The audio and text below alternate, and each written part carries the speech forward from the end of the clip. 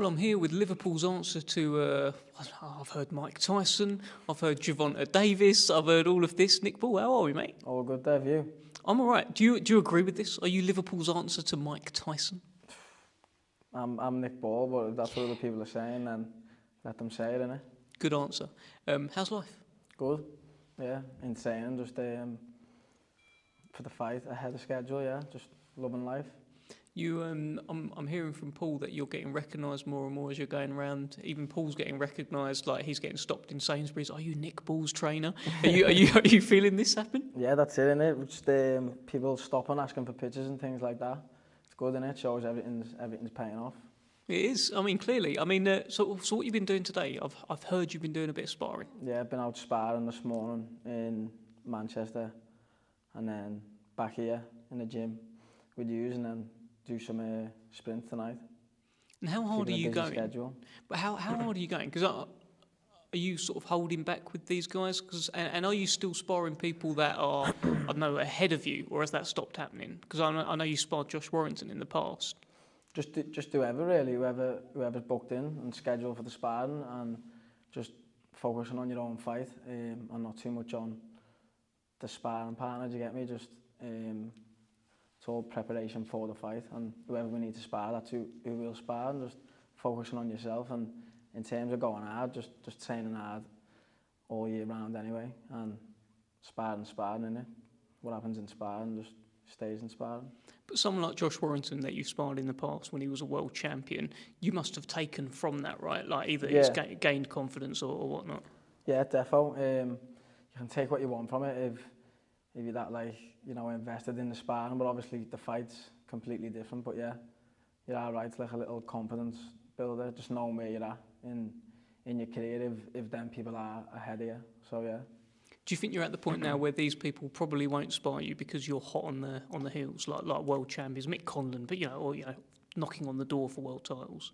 Yeah, definitely, because my name's in the mix with their names and it getting spoke about, so we don't really want to clash. The only time we want to clash is when we fight. Other than that, it's pointless, isn't it? Well, look, the last time I saw you was fight week in Telford, and I asked you for your prediction on Mick Conlan against Lopez. There is a fight for a world title live on BT Sport in your weight division. Yeah. Mick Conlan and Lopez, yeah. Luis Alberto Lopez. Talk to me about this fight. What are your thoughts on it? Get me on the undercard and get me the winner. That's it. You ready for the winner right now? Yeah, right now, yeah. Tomorrow. Get me on the undercard, get me on the winner, innit? That's it. Well, you're on the undercard now. You must be happy. Yeah, made up to good card in it to be on, and there's a world title at my weight, but obviously I'm focusing on my fight. I'm putting a good performance in and trying to steal a show, yeah, defo. Is that the plan then? Because it's not just you, it's not just Conlan and Lopez. There's Lara and Wood in action that night as well. Like, the eyes of the world will be on the featherweight division. Are you looking to make sure they're all looking at you? Yeah, definitely. That's always the plan. That's what boxing is, isn't it? Like, we go out there and entertain people and things like that. And I always want to look good doing it. And I feel like my style does do that. And people would rather watch a style like mine than your average boxer or whatever you want to call it.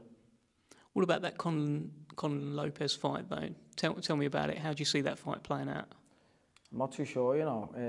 I haven't really seen much of them, but probably say Conlan to win. But I'm just focused on my own fight, yeah, but it's a good fight. Should he come through that, are you kind of like, hi Mick, I'm here, you know, trying to fight me? Well, that's the level where I'm going and the place where I'm going, world level, so yeah. If I get the opportunity to fight the winner, I'll take it with both hands.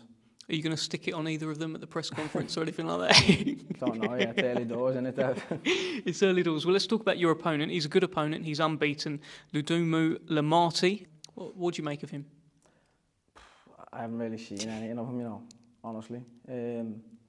Just know he's tall, but that's the usual with me. They all are. Yeah, they're all tall, aren't they? So until they get in the ring with me, bring them down to my size. I like that. I got a message from him on Instagram, which I'm gonna show you. It wasn't particularly abusive or anything like that, as I'd have hoped. But have a little look at this and see what you think. What's up, Nick? I just want to thank your team, man, for accepting this challenge. I'm looking forward to this war, man. Just give me a war, that's all I want. Thoughts? Sound, innit? Hasn't slagged me off. Seems like a nice lad, but that's what I'm about, war, so yeah. So that's good news. So we can send a little message back to him saying, oh, yeah, no problem, there will be a war. Yeah. 5'8" apparently. So, I mean, as we said, you've got no concerns with fighting taller opponents because... No, I'm used to it now, aren't I? So don't mind it, me. Desperate for the finish.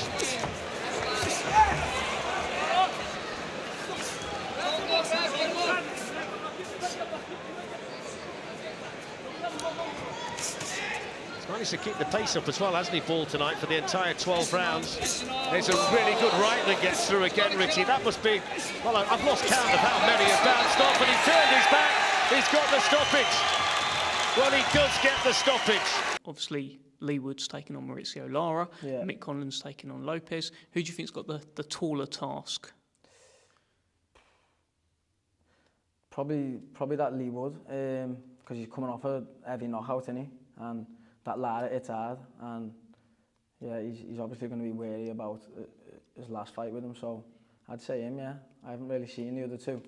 I watched that fight, Lee Wood and Lara, so Lee Wood's probably got the harder fight, yeah. Do you rate Lara? Yeah, it's good. They're all good, aren't they, at that level? That's because they're there, they wouldn't be there if they weren't, but yeah, they're all good fighters.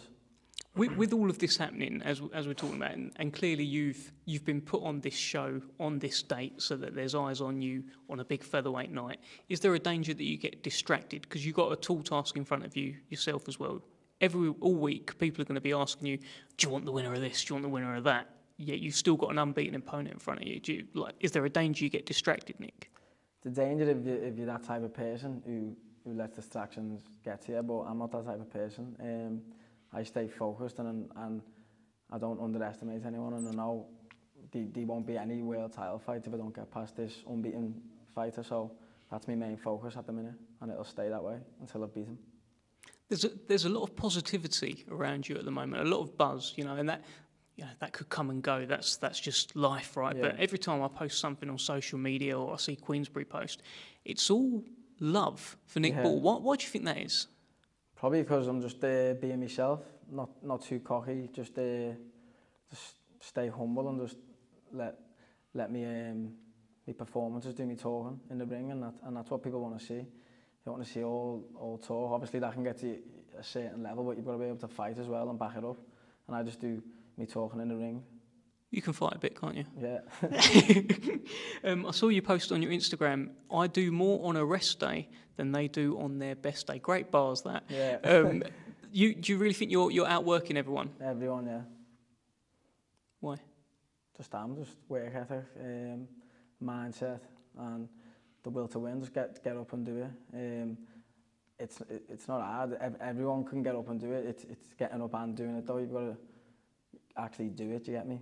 I just feel like I am, and it's not like doing the workout. It's what you're doing in the workout. You could train for 40 minutes or 2 hours. You could get more out of the 40-minute one than the 2-hour one. Do you get me? It's what you're putting into it and how much you're giving in that session and things like that.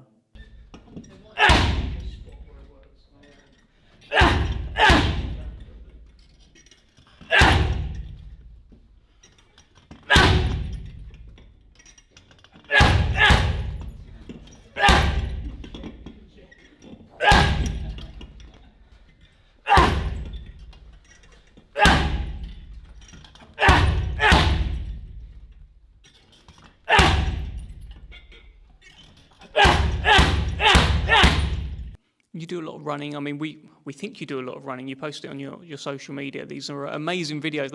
I think you motivate a lot of people. Yeah. Tunde Ajayi said that to you before. You motivate me whenever I see the video. Are you aware you're doing that? Yeah, people message me saying your running videos proper motivate me and like help me get up out of bed and go running. So yeah, it's good, isn't it? Where does your mind go in these runs? Are you listening to music and stuff, or you just thinking? Yeah, music, yeah, mainly. But just get up and go, and always after the run you feel good. So, and it's got to be done. And I just do what's got to be done, and I enjoy doing it as well. So it's a win-win. Some people hate training, I actually love it. I've got to ask you about Nathaniel Collins, who has signed to Queensberry now. He's obviously wants to fight you at some point, but there's some comments I should get your reaction to. Yeah. He's done an interview where he said he'd box the head off you, confuse you, create angles. We know that Nick Ball can bang, but when it doesn't go his way, what's his plan B? I don't know if you want to respond to that, but I mean, what do you think?